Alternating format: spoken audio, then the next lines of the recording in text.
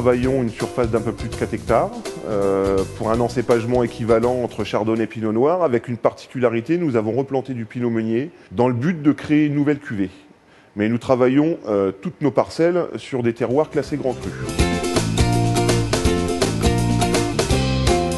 Les vins clairs, ça s'obtient après transformation du jus de raisin après la vendange. Donc dès le moment où il y a une fermentation alcoolique, on transforme les sucres en alcool, notre jus de raisin se transforme en vin. À partir de là, on peut parler de vin clair.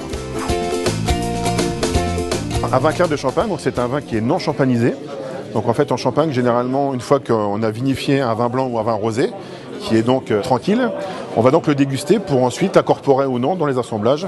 Et donc il va être destiné donc, aux futures cuvées qui vont être élaborées, champagnisées, qu'on va laisser vieillir et ensuite être mis à commercialiser.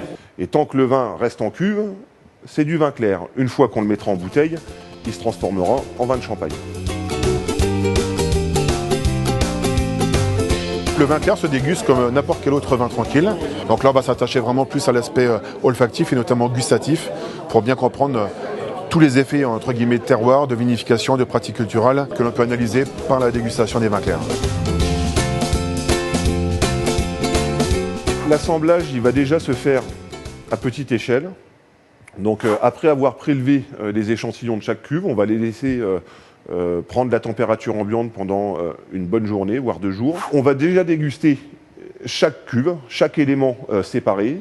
Ensuite, nous allons composer suivant le désir de notre assemblage. C'est comme un peintre qui fait une peinture. Quand il veut composer une couleur sur sa palette, il compose avec les couleurs pour créer sa propre couleur. C'est le même principe pour les assemblages des vins de Champagne. Je participe aux assemblages depuis 10-11 ans.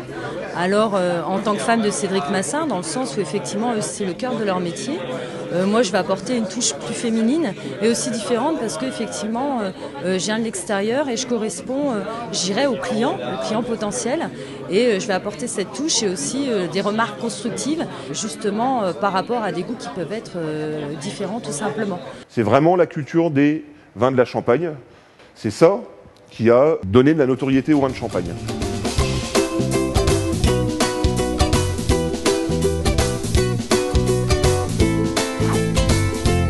Le salon il consiste à regrouper une douzaine de vignerons issus de toutes les régions de Champagne afin de faire découvrir nos produits, nos champagnes, nos vins clairs de la récolte 2013 à un maximum de journalistes. C'est une dynamique aussi des jeunes, évoluer, essayer de se faire connaître, de faire connaître la Champagne et nos champagnes également.